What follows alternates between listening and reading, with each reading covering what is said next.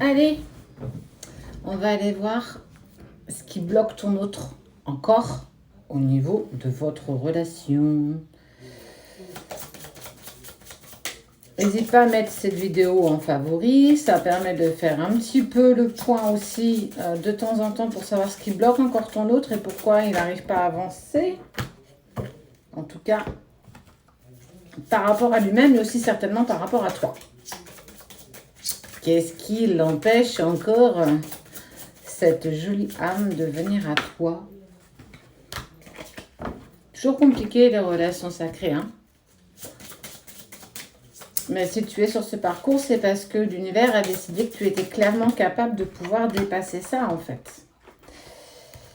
Ne doute pas du courage que tu as. Tu as le droit de temps en temps de baisser les bras quand tu te sens fatigué.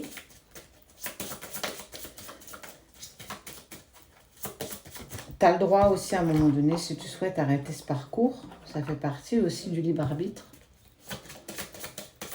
Mais en tout cas, pour ceux qui sont au taquet et qui ont besoin d'un petit message, d'un petit conseil, eh ben, tout ça, c'est pour toi. Fais-toi aider. Franchement, la lithothérapie, moi, je l'ai longtemps utilisée pendant ma séparation et c'est des choses qui m'ont fait vraiment du bien. Allez, on va aller voir sépare à cette petite personne. Ouais. Ton autre, c'est quelqu'un qui est souvent victime des autres. Tu vois, regarde, c'est un chat qui attrape une souris et en fait, on parle de victime. Il ne se respecte pas assez, ce qui indique que dans la matière ou même dans ses relations, peu importe lesquelles, les personnes envahissent toujours son espace vital. Ça veut dire que c'est quelqu'un qui ne sait pas dire non, qui ne sait pas dire stop et il ne sait surtout pas poser ses limites. Il ne pose pas ses limites parce qu'il a peur qu'on l'aime moins, qu'on l'apprécie moins, qu'on soit moins avec lui ou avec elle, que si il ne fait pas quelque chose pour dépanner quelqu'un, eh ben, il sera mal vu. Mais c'est aussi le regard des autres qui prend énormément de place dans sa vie. Ça veut dire que le moindre fait et geste, la moindre rencontre, en tout cas la moindre chose qui bouge dans sa vie, il a cette envie, il est poussé en fait à demander l'avis des autres. Et s'il sent que ça ne va pas dans le sens des autres, même si lui pense l'inverse, eh ben, il a tellement peur de décevoir que du coup, il prend des décisions qui sont à l'encontre de ce qu'il est.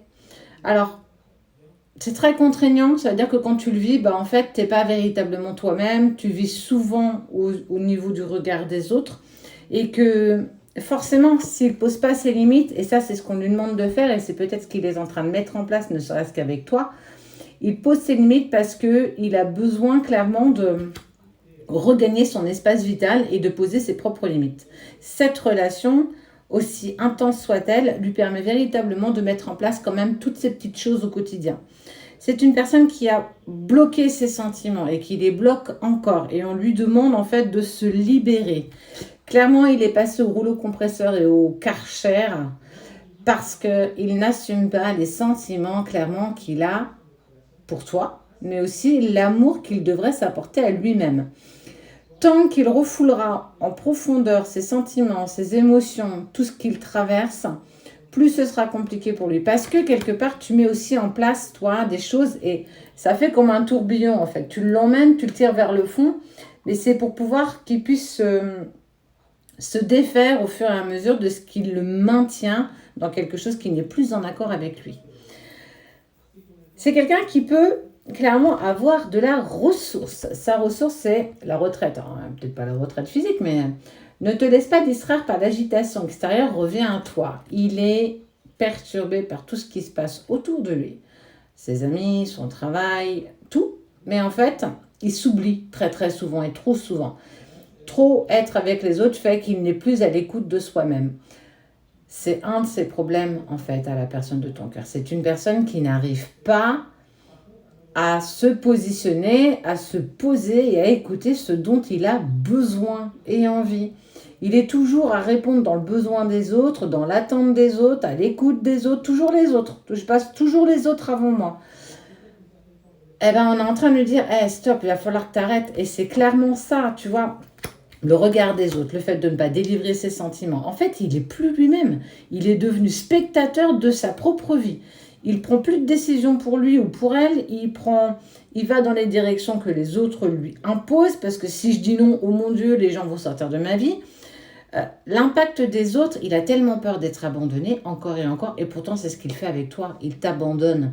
Il met en lumière l'abandon et toi, le rejet. Et c'est un truc de fou parce que même lui, dans ses propres relations, on voit bien qu'il est encore plus mis en travail. Mais il prend conscience de ça.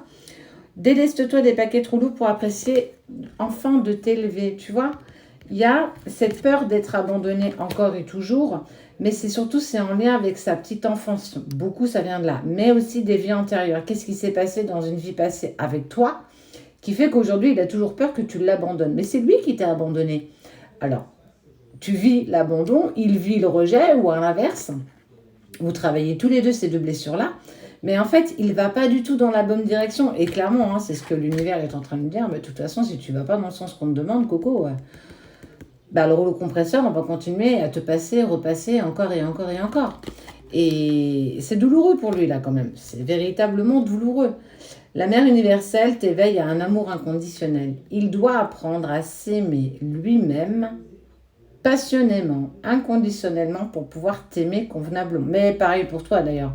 Cette carte, pour moi, elle résonne aussi pour toi. Aime-toi sans condition. Comme ça, tu pourras véritablement aimer l'autre sans condition. Tu sais que l'amour, nous, on aime un amour conditionné, nous les humains, parce que nos parents nous apprennent ça. Pour être heureux, tu dois rencontrer quelqu'un, avoir des enfants, te marier, avoir un travail, ta maison, une voiture, un chien. Et là, tu auras le bonheur. Mais en fait, tout ça est conditionné. Nos amours sont conditionnés de quelqu'un qui va travailler, de quelqu'un qui est débrouillard. Enfin, voilà, on va poser plein de conditions. Mais en fait, moi, ce qu'on te dit là, c'est on est en train de dire, hey, arrête d'aimer avec le conditionnel. Aime sans condition. Je t'aime que tu sois avec ou sans moi. Et je m'aime que je sois avec ou sans toi. J'atteins ma propre complétude pour moi parce que j'ai besoin d'être en paix avec moi-même pour que je puisse être en paix avec toi. Plus tu lâcheras prise sur la relation, sur votre lien, plus tu t'aimeras sincèrement, plus il pourra t'aimer de la même manière. Comment tu peux aimer quelqu'un si toi-même tu t'aimes pas? Tu vois, pose-toi cette question-là. Lui, en fait, il est aussi en train de traverser ça. C'est douloureux pour certains runners, c'est compliqué. La lumière de l'âme, elle est encore actée, elle est peut-être même encore présente, ou même il y en a qui la commencent. C'est lourd, franchement, c'est lourd. Ce parcours est douloureux, contraignant, salvateur. Il permet tellement de mettre en lumière ce que nous sommes, mais aussi nos fragilités, accepter ce que nous sommes, avec nos qualités mais aussi nos défauts. Ton autre, tu vois, il passe véritablement par tout ça. Alors, je te dis pas ça, je te parle pas de tout ça pour enlever de la culpabilité, pour que tu dises, oh oui, c'est vrai, le pauvre. Ouais, toi aussi, tu galères autant que lui, hein. Toi aussi, tu galères sur ton chemin et que tu es tout seul ou toute seule à essayer de te battre pour te réunir à la personne que tu aimes, malheureusement, le plus au monde, alors que c'est toi que tu devrais aimer en profondeur. Bref, je pourrais épiloguer comme ça pendant des heures. Ton autre, il est trop sous l'influence des autres et on sent qu'il va mettre en action pas mal de choses pour se délester de ça parce qu'il y est poussé. Donc, ce qu'il bloque, c'est que là, il faut qu'il arrive à s'extirper, poser ses propres limites. Et quand toi, tu t'aimeras suffisamment, je pourrais enfin venir vers toi et t'aimer aussi suffisamment.